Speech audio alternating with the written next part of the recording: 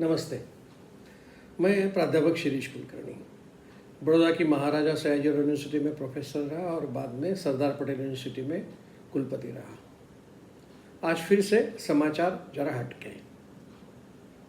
शायद आज के पहले समाचार में कुछ चीज़ें मैं इसके पहले कह चुका हूँ, कुछ चीज़ें बची है, इसलिए मैं इस विषय को दोहरा रहा हूँ। विषय है विश्व में सबसे अमीर 5 व्यक्ति कौन है।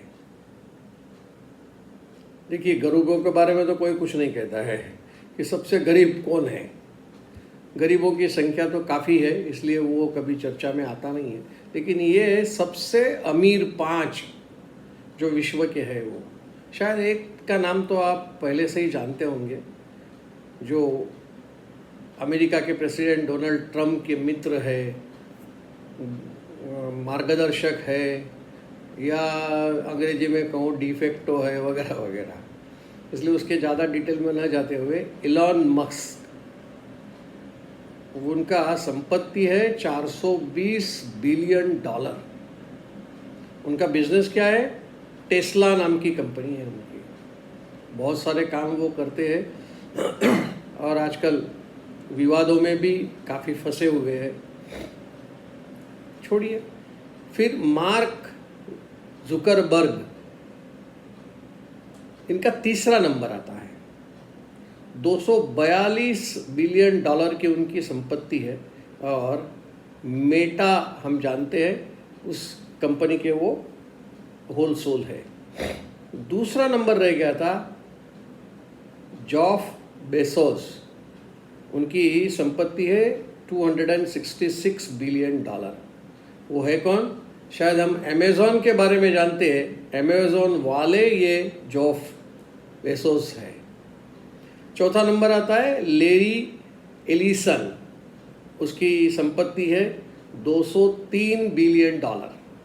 और उनका क्या बिजनेस क्या है, किस नाम से वो जानी जाती है? शायद हम जानते हैं सॉफ्टवेयर ओरेकल, वो ओरेकल वाले हैं। और पांचवा नाम है वॉरेन बुफेट, उसका $167 बिलियन का बिजनेस है। और हथवे, शायद हम भी वो विषय भी जानते हैं, उस कंपनी के वो सर्वा है। ये रहा विश्व का। लेकिन क्या हम भारत के बारे में भी सोच सकते हैं कि भारत की क्या स्थिति है? तो हम जानते हैं, ऐसे नाम है सब, मुकेश अंबानी जी, उनका 8.6 ट्रिलियन रुपीस उनकी संपत्ति है। और हम जानते हैं रिलायंस इंडस्ट्रीज के वो सर्वा है। दूसरा नंबर गौतम अदानी का है, 8.4 ट्रिलियन रुपीस, यानी लाख करोड़। अंबानी, अदानी, ये दोनों नाम हम अच्छी तरह से जानते हैं। और कुछ समय पहले मैंने आपको रोशनी नादार का भी कहा था आपको। HCL उनकी कंपनी है और उनकी संपत्ति है 3.5 ट्रिलियन रुपीस। उसके बाद में नंबर आता है सन फार्मा के श्री दिलीप संघानी, 2.5 ट्रिलियन रुपीस का उनका संपत्ति है। और विप्रो के बारे में हम जानते हैं, जो अजीम प्रेमजी, उनका 2.2 ट्रिलियन रुपीस उनकी संपत्ति है। अगर हम बिलियनर्स के बारे में भी एक बार कहे हैं, बिलियनर क्लब, अगर विश्व के बारे में हम सोचें कि ऐसे बिलियनर्स कितने हैं, तो USA में 870 बिलियनर है, 870। उसी तरह से चीन में 823 बिलियनर्स है नंबर में। और फिर हम सोचते हैं भारत का क्या है भाई, तो है भारत में भी, वो है 284। चलिए, इस संपत्ति वाले लोगों से आगे बढ़कर गरीबों के तरफ बढ़ते हैं। तो गरीबों की स्थिति में ये एक पिंक रैपिडो नाम का एक यूनिकॉर्न, स्टार्टअप से यूनिकॉर्न बना हुआ एक व्यवसाय किसी ने शुरू किया है। वह महिलाओं पर ज़्यादा ध्यान दे रहे हैं। विषय ऐसा है कि भाई आजकल महिला कहाँ नहीं, विमान भी चलाती है, टैक्सी भी चलाती है, रिक्शा भी चलाती है, बस की कंडक्टर भी है, बस की ड्राइवर भी है। शायद आप लोगों ने सोचा होगा, सुना होगा कि भाई महिलाओं का ही विषय है, तो गोवा में हम देखते हैं कि पुरुषों की 2 व्हीलर टैक्सी, यानी आदमी मोटरसाइकिल चलाता है और उसके पीछे पीछे प्रवासी बैठता है और जहाँ जाना है वहाँ ले जाता है।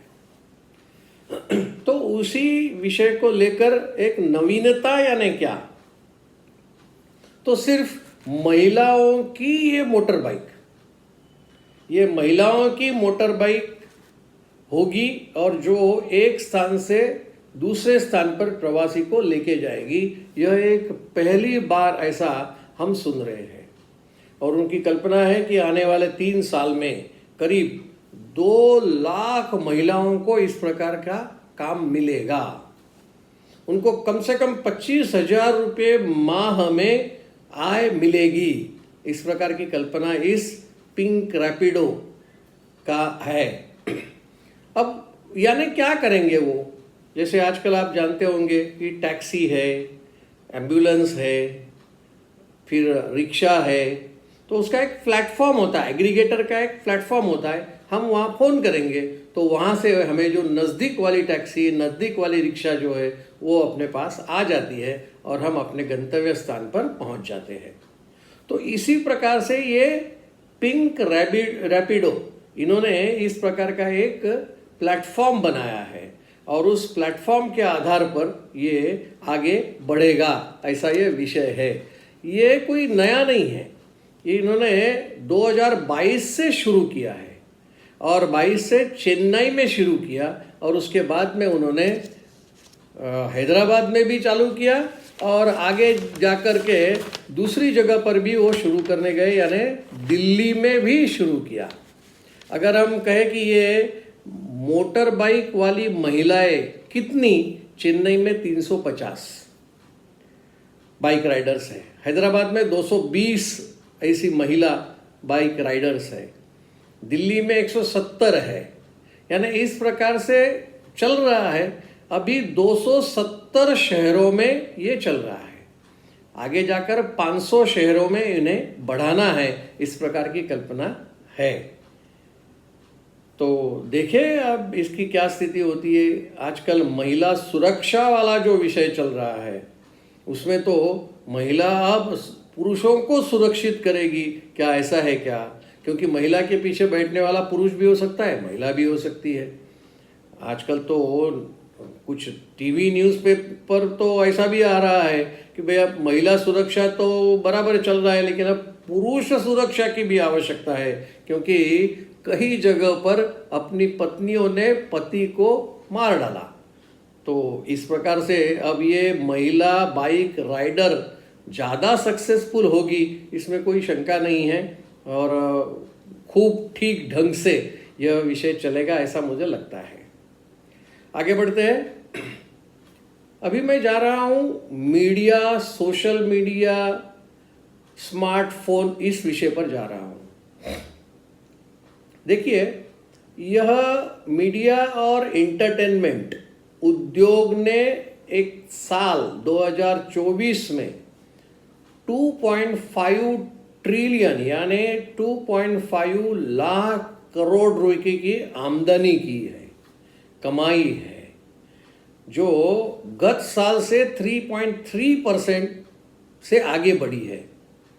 फिक्की हम जानते हैं, जो एक एसोसिएशन है इंडस्ट्री और कॉमर्स का, उन्होंने कहा है कि भाई स्मार्टफोन पर, उनका कहा गया विषय मैं कह रहा हूँ, भारतीय स्मार्टफोन पर 1.1 लाख करोड़ घंटे गत साल में भारतीय व्यक्तियों ने बिताए। सोचिए कितना, 1.1 लाख करोड़, यानी हम ट्रिलियन कहें, 1.1 ट्रिलियन इतना घंटा। इसमें इनके साथ जुड़े हैं EI, अर्नेस्ट एंड यंगेस्ट जो कंपनी, उन्होंने ये रिपोर्ट तैयार किया है।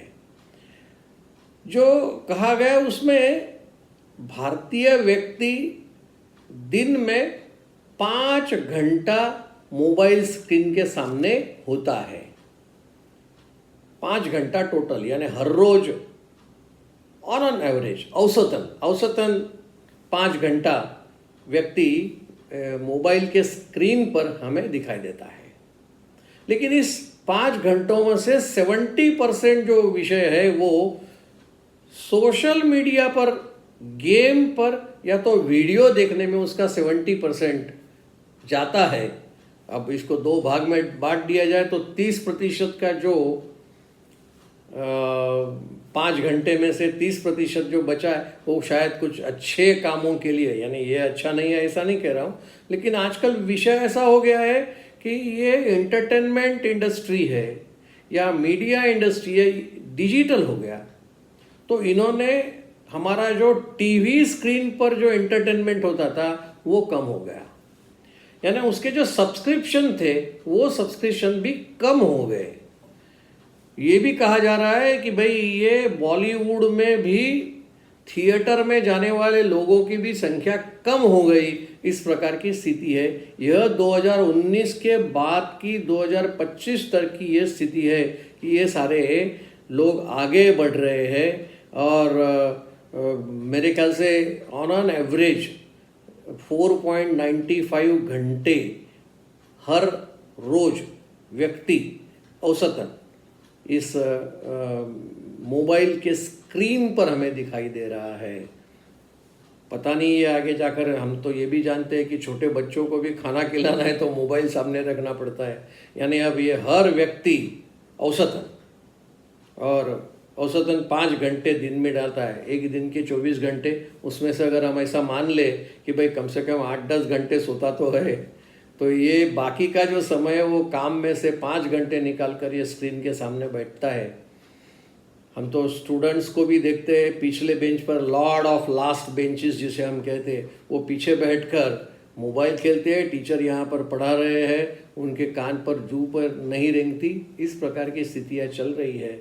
स्मार्टफोन अच्छा है बुरा है वो एक व्यक्ति के मानने पर है, इसलिए इस विषय में हम न जाते हुए मैं आज का ये समाचार जरा हट के पूर्ण करता हूँ। आभार, थैंक यू।